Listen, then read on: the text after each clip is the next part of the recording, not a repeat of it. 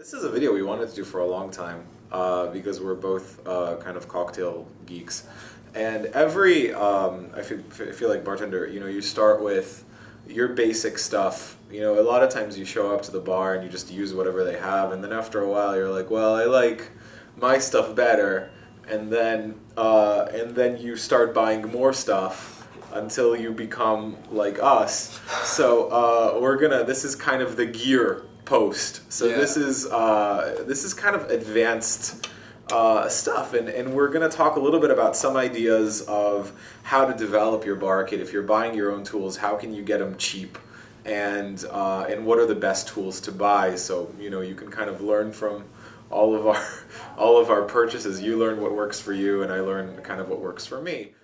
This is Appleton Estate, but it's the same one. So we were both kind of independently arrived at using this jigger the best. Yes.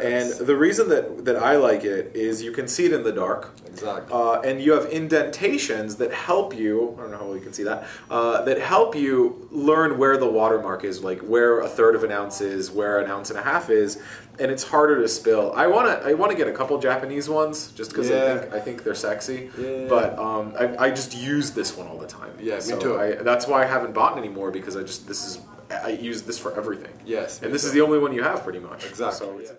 So let's talk about juice second. So let's talk about all your different ones. Okay, no, nothing. Those are 4 different ones which I would like to go over. Of course, this one it's for orange because the cavity it's very big, so it can fit F orange very easily. Okay. This one it's for lemon. The size is shaped exactly for a lemon, and plus this one it's for lime. Okay, because the size is studied for a lime, but you can actually squeeze a lemon. But right now it just come out this one, which is a little bit different for all the rest, which he got this kind of, how you said? I'm really jealous of that. Because mine is like actually I have another one. I'll give you, yeah. But like this is just, it just feels really good in your hand. Yes, actually like it's just contoured the right way. Yes. So it's just fun to use. Like when you showed me this, I was so jealous. Yeah. I got another one. Don't worry. Awesome. Actually, this one it's very strong because the difference between those are made with Giza. So if you do so much pressure, you maybe can crack the thing. You see how these are starting to rust? Yeah. Over here, just because I use them so much. Exactly. With juices you can have a bunch of different ones. I am more minimalist when I juice, because really the lime juice is the one that you want to have like this, because lime will age very rapidly. So even if, there's even a difference if you make the wine right into the drink versus if you wait even an hour. So when possible, you want to be able to make it into their drink. And if you have the luxury, if you're working high-end bars, it's really good to be able to do that, and it will make a difference. You definitely need this. But what I use instead of these guys is I found this thing, and what I like about it is I can collapse it, I can put it in my little bag, and I can make an instant juicer out of any glass, and I just kind of assemble it, and then I make whatever juice I need. And other bartenders never have juicers, so we always have to mise en place before. So they're always using this. So I found this one, because it's tiny, works really, really, really well. But these are all really awesome. I wish I had like 4 different ones, but this one I just find I use this all the time, and I use that all the time. And let's do another juicer. This one you can definitely cut the fruit in half. You can squeeze from here. It's not really fancy actually. You definitely need a lot of practice before you master this. But this is the point. If you want to make a very clear, straight liquid without pulp, so you definitely use a strainer. If you want to make a drink a little bit more heavy in your palate, you can add some pulp. This one it can be a little bit more helpful. It's rustic too. It's good when you see. Very it's like practical. you roll your own pizza. Yes, they very see practical. you using that. They're like, okay, he probably knows what he's doing. Definitely. Yes. And this is when you want to crush ice. When you're making a drink, like if you read the recipe for mojito, it seems like a very, very strong drink. But the reason you can put so much rum is because the ice is really crushed. Exactly. So within minutes, when it's hot, it all kind of, and then you get more time with the sweet spot of the drink, Exactly. which is really what you want. It stays very cold longer. Exactly. This is, with hot drinks, you want a lot of surface area. So to do that, you're using this really at the bar for two reasons. One is to destroy ice for a mint julep. One is to smash it pretty good for a mojito or a caipirinha. And one is to just crack it for the blender. Exactly. So you're using, this will help you really with all three. And let's talk wine keys, because I know I just have one, but you have a bunch. Yeah, actually, there you go. Do you use all of these, or do you have one that you use all the time? Well, let me go over. This one, it's the most popular, very strong. You got this 4 key, is very fast to open barrel, okay, to twist off just to take the open the separation between the whatever labeling looks like. Yes, exactly. So let's say more for high volume place. Let's say that. This one is actually a limited edition from Italy, from the Association of Sommelier, which is very particular. This one, it's a hammer one. So this one is the little knife. If you give me a pound with the cork, I would like to show you. Yeah, there you go. This will work. Nice. Yeah, sure, absolutely.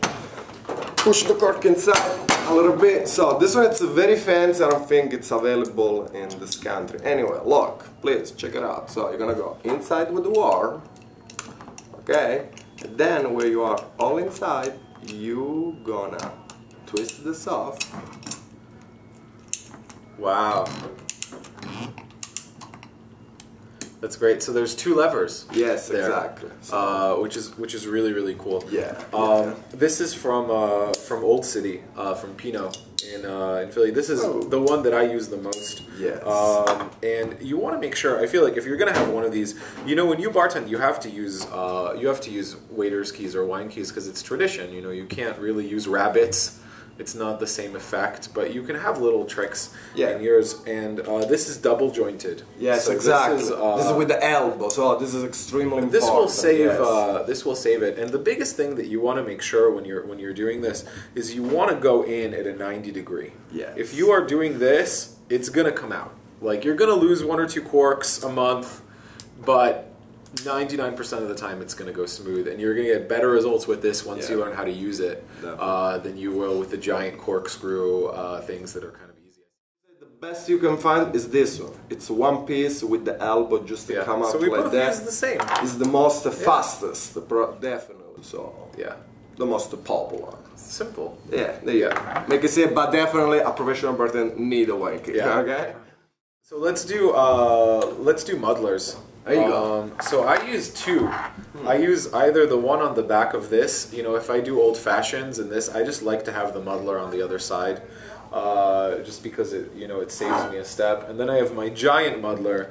And we were talking about plastic with muddlers. I think is one of the best materials for disinfecting and for things like that. It's just easy to clean, and it's very antibacterial. So we were actually talking about this in the car last week. Right. And then you have a bunch. You have kind of like your big, and this is for mojitos where you really want to muddle soft, because you have the flavor in the mint comes from the hair. So if you press a little bit, that's where the flavor is really coming from. And then if you press hard, you make it grassy. It's not so great. Exactly. But you want to talk about these a little bit? Yeah, no, this one, it's a very artisanal one. You can buy everywhere, Home Depot, Lowe's, just everywhere. You buy a stick and you cut it, make sure the sides fit the bottom of a mixing glass.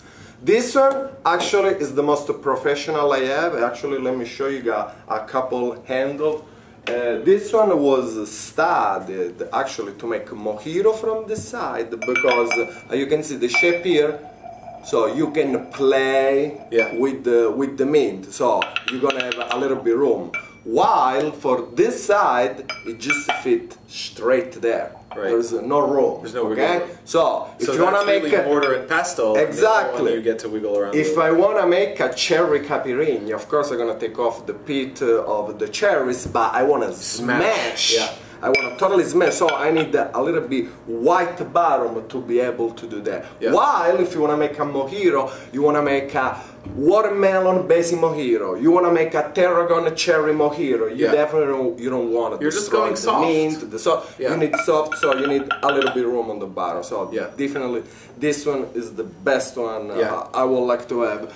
Unfortunately, this is wood, so you gotta take a little bit care about this. You must stay in a dry place all the time. Anytime you use it, you must dry out and let them stay in a horizontal way, never right up down.